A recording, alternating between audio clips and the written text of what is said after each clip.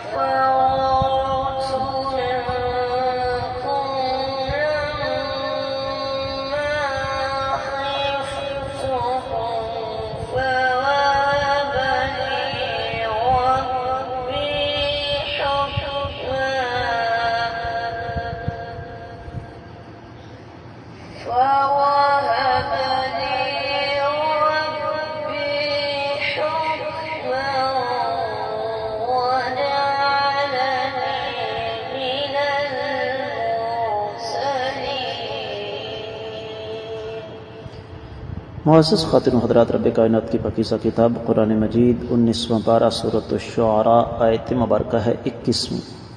سیدنا موسیٰ علیہ السلام نے فرعون سے مخاطب ہو کر یہ فرمایا، ففررت، تو میں نکل کھڑا ہوا، منکم، تم میں سے، لما، جب، خفتکم، میں تم سے ڈرا، فوہب، پس عطا کی مجھے، لی، میرے لیے، ربی، میرے رب نے، حکماً، حکمت، وجعلنی، اور مجھے بنا دیا، من المرسلین، رسولوں میں سے۔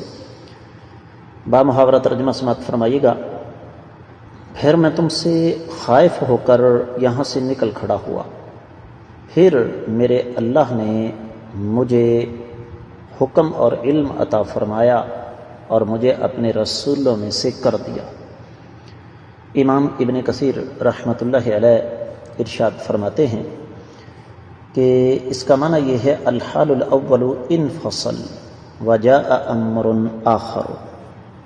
فرعون، تم بات کر رہے ہو اس دور کی جب مجھے نبوت اور رسالت نہیں ملی تھی، وہ معاملہ ختم ہو گیا، اب ایک نیا معاملہ ہمارے سامنے آیا ہے، اور وہ یہ ہے کہ اللہ نے مجھے تمہاری طرف رسول بنا کر بھیجا ہے۔ اگر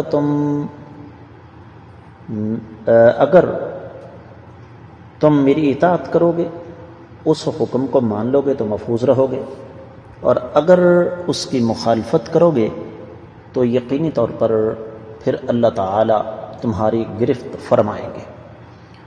تفسیر ابن کثیر میں جو کچھ بیان ہوا وہ اتنا ہی۔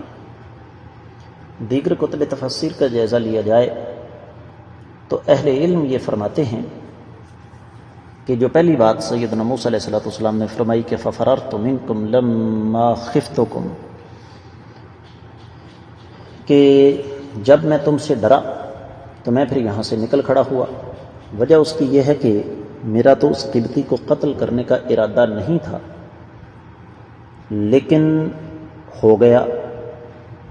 یہ داستان سورۃ القصص میں تفصیل سے آگے آ رہی ہے، 20ویں اور 21ویں آیت مبارکہ۔ اللہ فرماتے ہیں، وَجَاءَ رَجُلٌ مِّنْ أَقْصَى الْمَدِينَةِ يَسْعَىٰ قَالَ يَا مُوسَىٰ إِنَّ الْمَلَأَ يَأْتَمِرُونَ بِكَ لِيَقْتُلُوكَ فَاخْرُجْ إِنِّي لَكَ مِنَ النَّاصِحِينَ فَخَرَجَ مِنْهَا خَائِفًا يَتَرَقَّبُ قَالَ رَبِّ نَجِّنِي مِنَ الْقَوْمِ الظَّالِمِينَ۔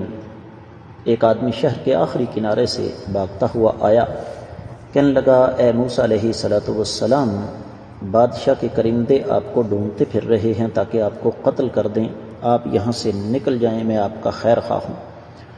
تو سیدنا موسیٰ علیہ السلام خوف زدہ ہو کر وہاں سے نکل کھڑے ہوئے اور فرمایا، اے میرے مالک، مجھے ظالموں سے نجات عطا فرما۔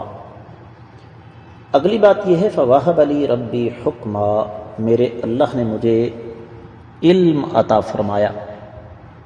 معزز خواتین و حضرات، امام مقاتل بن حیان، امام مقاتل بن سلیمان، امام یحییٰ بن سلام، ابن جریر، امام قرطبی، امام بقائی، امام الوسی وغیرہ، انہوں نے اس پر بڑی تفصیل سے روشنی ڈالی ہے کہ یہاں پر حکم سے مراد نبوت ہے یا علم ہے یا فہم ہے، اور ان میں سے پہلی بات کو زیادہ تر اہل علم نے ترجیح دی ہے۔ اور امام بقائی فرماتے ہیں کہ یہاں پر حکمن سے مراد ایسا علم جس پر میں عمل کروں اور جس پر سب کو عمل کرنا چاہیے۔ ماضی قریب کی ایک عظیم علمی شخصیت امام شنقیطی رحمہ اللہ نے فرمایا کہ فواہب علی ربی حکمن، اس کا معنی یہ ہے کہ میرے اللہ نے مجھے نبوت عطا فرمائی ہے، اور یہی اصل بات ہے۔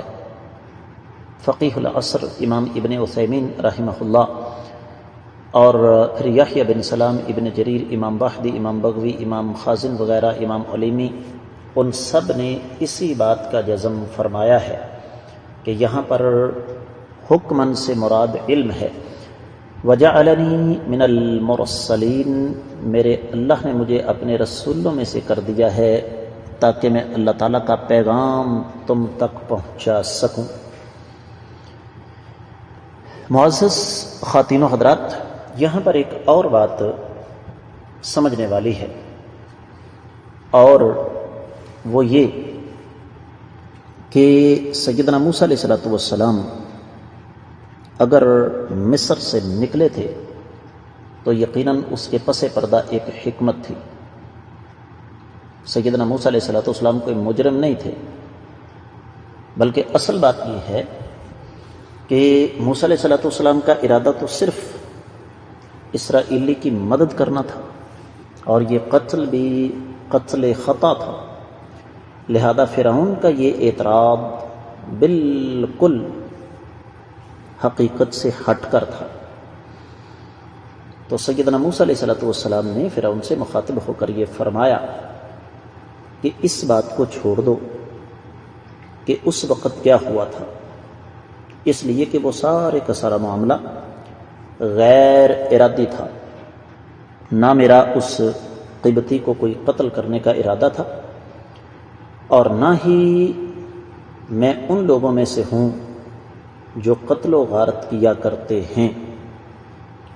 لیکن یہ طے شدہ بات ہے کہ جان ہر انسان کو پیاری ہوتی ہے۔ اس وقت سیدنا موسیٰ علیہ السلام کی عمر صرف 18 سال تھی، اور